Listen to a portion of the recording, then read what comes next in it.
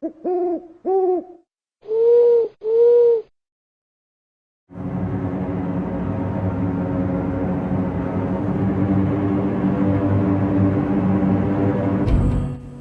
λίγο μετά το τέλος των Βαλκανικών πολέμων, συγκεκριμένα στο φθινόπωρο του 1913.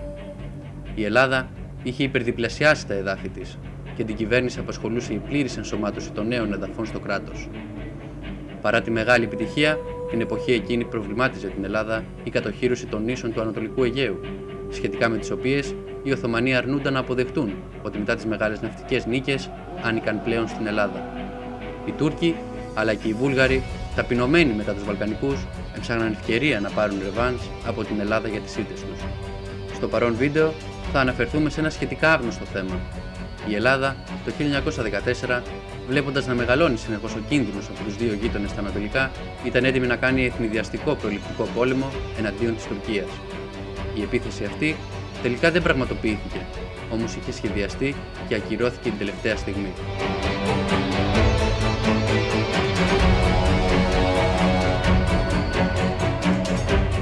Μετά τους νικηφόρους Βαλκανικούς πολέμους, το κύριο θέμα που απασχολούσε τον ελληνικό στρατό ήταν το ζήτημα της ναυτικής υπεροπλίας έναντι της Τουρκίας, καθώς η Οθωμανική κυβέρνηση ειρνεί το να αποδεχτεί την κατοχύρωση των νήσων του Ανατολικού Αιγαίου στην Ελλάδα, παρότι ο ναύαρχος Παύλος Κουντουριώτης τις είχε καταλάβει σε δύο μεγάλες ναυμαχίες και είχε οδηγήσει τον τουρκικό στόλο σε αποκλεισμό στα στενά των Δαρδανελίων. Στις αντιρρήσεις αυτές, η Τουρκία είχε ως σύμμαχο τη Γερμανία, την Αυστρία και την Ιταλία. Η τελευταία κατήχε τότε τα Δωδεκάνησα. Ο Ελευθέριος Βενιζέλος θα συμμετάσχει σε πολλές διαπραγματεύσεις και θα κάνει ταξίδια στο Βερολίνο για το θέμα αυτό. Όμως οι υπερβολικές αξιώσεις των Τούρκων θα τον οδηγήσουν στην απόφαση να αποσυρθεί από αυτές, με το θέμα να μένει άλυτο. Ο Ιωάννης Μεταξάς, ο οποίος στην εποχή εκείνη ήταν στενός συνεργάτης του Ελευθερίου Βενιζέλου και είχε παίξει ρόλο στην απελευθέρωση της Μακεδονίας και της Ηπείρου κατά τους Βαλκανικούς πολέμους, από την πρώτη στιγμή θα τονίσει στην κυβέρνηση την ανάγκη για αγορά μεγάλων θωρηκτών λόγω του φόβου τουρκικής επιθέσεως. Όμως η ελληνική κυβέρνηση δίσταζε. Ο Μεταξάς θα γράψει χαρακτηριστικά στο ημερολόγιό του την εποχή εκείνη. Εφερόμεθα προς τον όλεθρον, του είπων, εννοεί του Βενιζέλου, ότι όταν η Τουρκία αποκτήσει την ναυτική υπεροχή, η Ελλάς, μη δυναμένη να παρατάξει το στρατόν εν Μακεδονία, θα καταστεί άμαχος. Η Ελλάδα είχε ανάγκη τον έλεγχο του βορειοανατολικού Αιγαίου, καθώς έτσι μόνο θα μπορούσε να στείλει από θαλάσσης στρατό στη Μακεδονία, σε περίπτωση βουλγαρικής επιθέσεως. Η αποξηράς μεταφορά ήταν δύσκολη λόγω της μη υπάρξεως σιδηροδρόμου από τη Θεσσαλία προς τη Θεσσαλονίκη.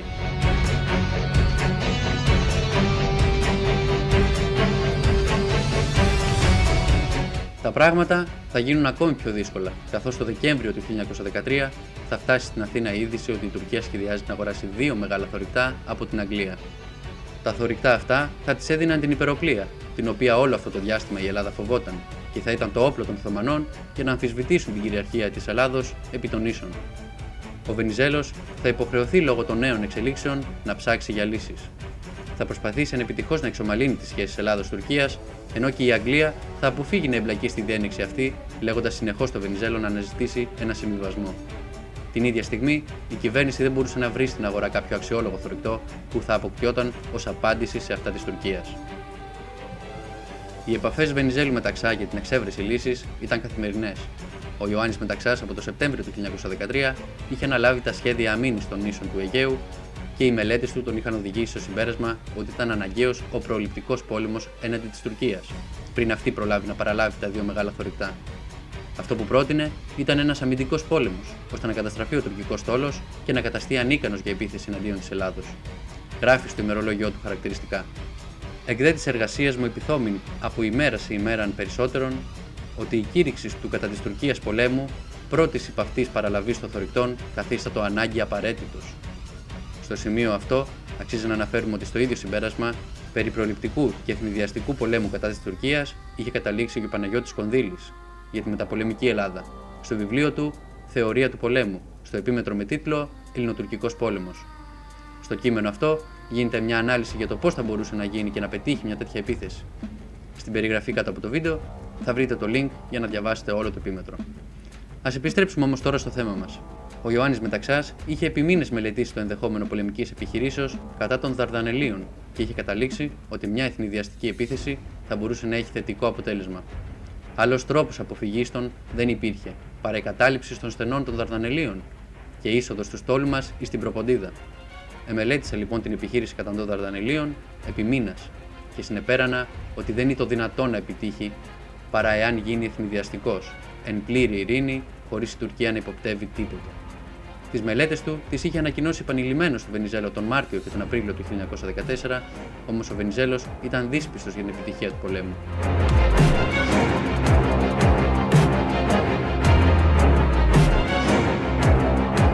Στις αρχές του 1914, οι Νεότουρκοι θα ξεκινήσουν σκληρές διώξεις εναντίον των χριστιανικών λαών της Μικράς Ασίας και ο Βενιζέλος από την πρώτη στιγμή θα προσπαθήσει να βρει λύσεις για την προστασία τους. Έτσι, θα προσπαθήσει να διαπραγματευτεί με τους Νεότουρκους και θα δεχτεί πρότασή τους για εθελοντική ανταλλαγή πληθυσμών της περιοχής Σμύρνης με μουσουλμάνους της Μακεδονίας. Παρόμοια συνθήκη είχαν υπογράψει ένα χρόνο πριν και οι Οθωμανοί με την Βουλγαρία. Η βία και οι δολοφονίες Ελλήνων από τους Τούρκους δεν θα σταματήσουν όμως.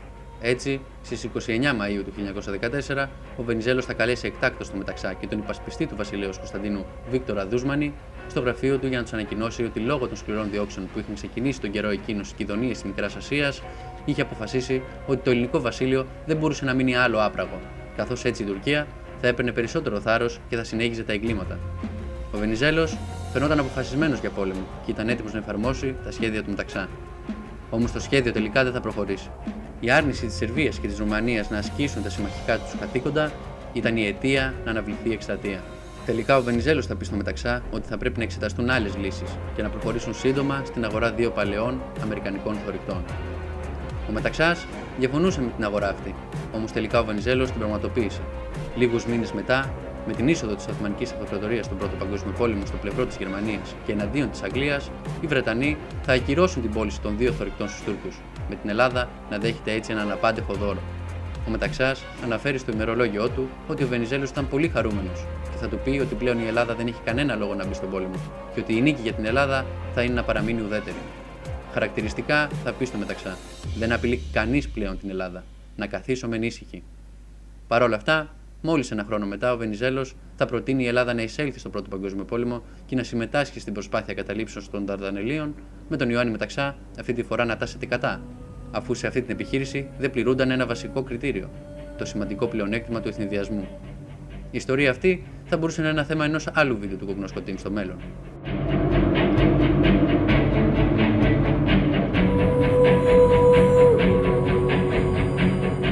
Εάν σας άρεσε το βίντεο, κάντε like και γίνετε συνδρομητές και δείτε την ιστοσελίδα μας kognoskoteam.gr και περισσότερα νέα.